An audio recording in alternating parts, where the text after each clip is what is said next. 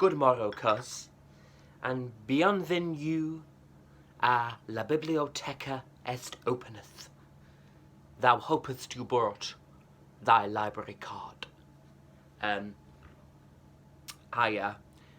French was unnecessary there. I don't know why I went there, thinking I were bilingual or something. But I've got a saucer, so maybe that makes up for it. Hey everyone, and welcome to this week's episode. Just pouring some tea here. Little teapot. Welcome to this week's episode of The Library is Open, Darling, so I hope you brought your library card. The reason for my slightly mangled classical welcoming there was due to the subject of this week's episode, which is something of a classical book, which I really wanted to talk about because I really like sort of classical literature, I suppose. I think a lot of it is, without wishing to cast aspersions, badly taught in education, which makes people think that it's inaccessible, similar to Shakespeare, when nothing could be further from the truth. You know, I like to think of classical literature as, you know, the contemporary soap opera entertainment of the time. So here's for instance, so my favourite book, or one of my favourite books in the world, that's hard, is Pride and Prejudice by Jane Austen, which I just think is hilarious. But it sort of has this reputation of being quite a dusty old thing that has no relevance to our contemporary society, and I don't believe that's true. So with that in mind, I have read the rather densely packed Old Curiosity Shop by Mr. Charles Dickens, or as Matilda would have it, Daryl's Chickens. Love that film. So I'm a big fan of Charles Dickens, actually, although I haven't read the entire sort of oeuvre, if you will. I sort of picked and chosen, but I don't know why, but I think it was, I was reading an article a couple of weeks ago that was talking about the Old Curiosity Shop and how, given the themes contained within, I forgot my saucer then, oops, it was sort of quite compatible with like contemporary discussions about class and poverty and austerity and so on and so forth. And I was like, oh, that's interesting, because I have sort of harboured a desire of late in my writing career to do an adaptation, and I'm sort of vaguely thinking about the Old Curiosity Shop, so that's a maybe anyway, but I'll keep you updated. So I thought, well, I better read it, really. And turns out I already owned it, which is great, because I thought I was going to have to buy it. I couldn't find it for cheap anywhere, secondhand. Sort of in quite a plain volume, because this is a Wordsworth Classic copy, which I really like. I think they make older books really accessible and readily available. You can get them for like a couple of quid. And it turns out I already owned it, which shows you the folly of owning so many books that you can't remember what you've got. Anyway, that aside, let's dive into the plot. Now, this is quite hard, because, as with all Dickens books, it's very dense, as I mentioned at the start. There's a lot going on in terms of, like, interconnected plot lines and so on and so forth, so I will do my best. What's quite interesting is, the title is something of a misnomer, because very little actually happens that concerns the shop in question. It's merely the sort of location of the first couple of scenes, as it were, and then thereafter it spirals out, but that's fine. So the plot basically is, there's a young orphan called Nell, little Nell, who lives with her grandfather in a shop that sells old curiosities, and they have a sort of, I don't want to say servant, he just kind of works for the shop really, called Kit, who's a good friend of Nell's. And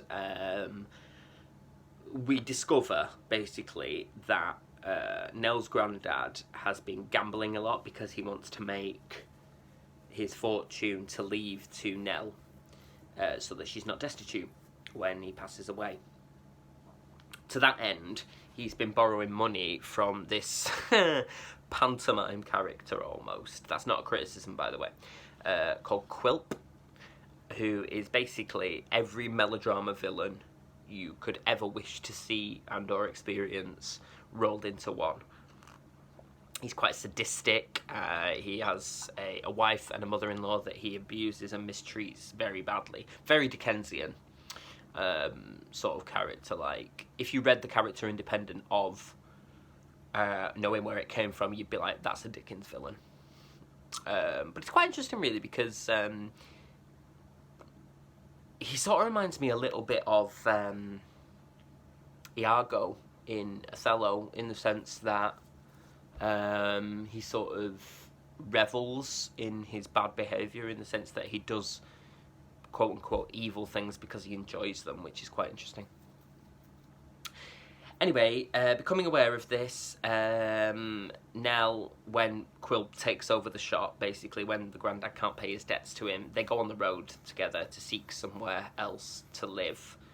And Nell sort of has her battles to keep her grandfather away from, like, theft and gambling away at their money. And along the way, they meet a sort of cornucopia of people, all of whom, quite interestingly, have some kind of theatrical connection, which is interesting because Charles Dickens was a massive fan, or rather aficionado, of the theatre, so it makes a lot of sense. So, for instance, they meet people who run a Punch and Judy show, waxworks exhibition, sundry sort of travelling performers, as it were. Now, in the meantime, Kit, who doesn't know where they've gone, tries to search for them and becomes an employee of a rich couple called the Garlands, and he is sort of using all his money to support the family back home. There's his mother, his father's passed away, and two younger siblings. And he's no favourite of Quilp, who takes it into his head that he has to punish Kit for some perceived slights, which becomes relevant later on in the plot. So, in the meantime, I told you it was complicated, Nell's brother wants his friend, Mr. I think it's Swindles, which is, all Dickens characters have really quite on-the-nose names. Swiveller, so it's not quite as on-the-nose, Mr. Swiveller, to marry Nell, so that when she comes into the fortune they all think the grandfather has, spoiler, he doesn't actually have a fortune, that he will be able to get his hands on the fortune. Mr. Quilp has the same idea and puts Mr. Swiveller in the employ of a lawyer called Mr. Brass and his sister Sally Brass, who you can see on the cover there, ever so disagreeable and suitably Victorian, as they are. And then Mr. Swiveller sort of later on in the story finds his own redemption story, and so they're all off in hot pursuit of Nell and the granddad. Just spilled my tea there, but you didn't see it, so it never happened. And Kit is then framed for theft by Quilp and the solicitor and put in jail. And only Mr. Swiveller and a young servant girl who's been abused by the couple of lawyers, the Brasses, is the only person who can clear his name. Meantime, Nell and Grandad have finally found somewhere to rest and to make a home, and the sort of plot lines begin to coalesce as a stranger who has been lodging with the Brasses helps to clear Kit's name, and then reveals that he's a long-lost relative of the family with whom there might be some fortune forthcoming, but I won't spoil that. Anyway, events continue apace, and eventually there's a conclusion where all parties begin to realise that they're all entwined in the same plot. Justice is served, but not without some tragedy first, which, again, I'm not going to spoil because this is like the last chapter where we discover the conclusion of the story. But it literally is like an episode of EastEnders, or for an American audience, Days of Our Lives. something like that. It's very convoluted, but in all fairness, it doesn't read like that. It's quite, it's penetrable in the sense that you can follow the plot. It just sounds like a lot when you're trying to summarise it. Now, what's really interesting about The Old Curiosity Shop is that sort of Dickens' views on society and fairness and equality are shining through at every opportunity. You know, if you know anything about Dickens, you'll know that A Christmas Carol, for instance, was written in terms of a response to wanting to see the poor done better by. Dickens was, given his own upbringing, very aware of the class structure in England at the time, and how he felt that rich society was not aware of or didn't acknowledge the struggles of poor people, and he was very much a sort of, I suppose you call him quite an early socialist in many ways, in the sense that he advocated for equality of opportunity and fair treatment for all.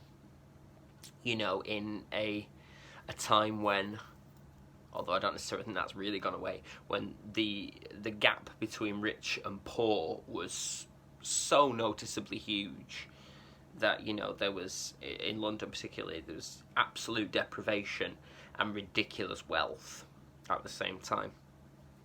So he does this through the character of Nell and her grandfather, and he does this through the character of the servant girl of the Brasses, and who he allows to become the sort of saviour of the day, as it were, in some respects, which sort of hints to his politics in, you know, sort of, I suppose, imbuing the poorer characters, and I think he does this in quite broad strokes, with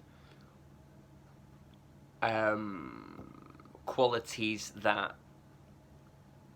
are often deprived them, because I think the idea was a lot that sort of at the time poorer people, the under and working classes, were thought to be like scoundrels who didn't prosper through faults of their own, whereas actually they're shown in Dickens's work, and it's not only in The Old Curiosity Shop, to have you know, virtue, morality, and so on and so forth. So, you know, it's, as I say, it's painted in quite broad strokes, but like it makes sense when you think of him as social reformer. The creation of Quilp, the villain, is genius because he's absolutely disgusting, but the actor in me is like, yep, I want to play that. In the same way that I always used to enjoy, I haven't done it for a couple of years, but I always used to enjoy Panto season and playing villains, because they're just so much fun. And Quilp is so sadistic and so grotesque, not necessarily described with any level of political correctness in this novel, but I think that, again, painting in those broad strokes, that was to show the depravity of his character,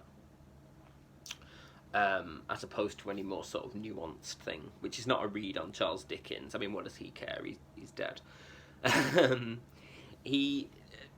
Dickens is really good at painting these sort of, they could be caricatures, but they're fascinating enough that you sort of don't care. There's a really interesting sort of reflection on, well, I say reflection on reflections in the plural is probably better, on life, as it put me a lot in mind of Shakespeare in some ways, when he says all the world's a stage and all the men and women merely players, in his lifetime one man may play many parts. That's a truncated quote, it's a longer quote. But yeah, Dickens sort of talks, slightly allegorically, I suppose, about life in ways that still feel relevant now. I'll come to that in a second, but I just wanted to share with you the how he describes his characters. This one is Miss Sally Brass, who is the lawyer's sister, and he's just so good at painting vivid pictures of who these people are. So Miss Sally Brass then was a lady of 35 or thereabouts, of gaunt and bony figure and a resolute bearing which, if it repressed the softer emotions of love and kept admirers at a distance, certainly inspired a feeling akin to awe in the breasts of those male strangers who had the happiness to approach her. In face she bore a striking resemblance to her brother Samson, so exact indeed was the likeness between them, that had it consorted with Miss Brass's maiden modesty and gentle womanhood to have assumed her brother's clothes in a frolic and sat down beside him, it would have been difficult for the oldest friend of the family to determine which was Samson and which was Sally, especially as the lady carried on her upper lip certain reddish demonstrations, which, if the imagination had been assisted by her attire, might have been mistaken for a beard.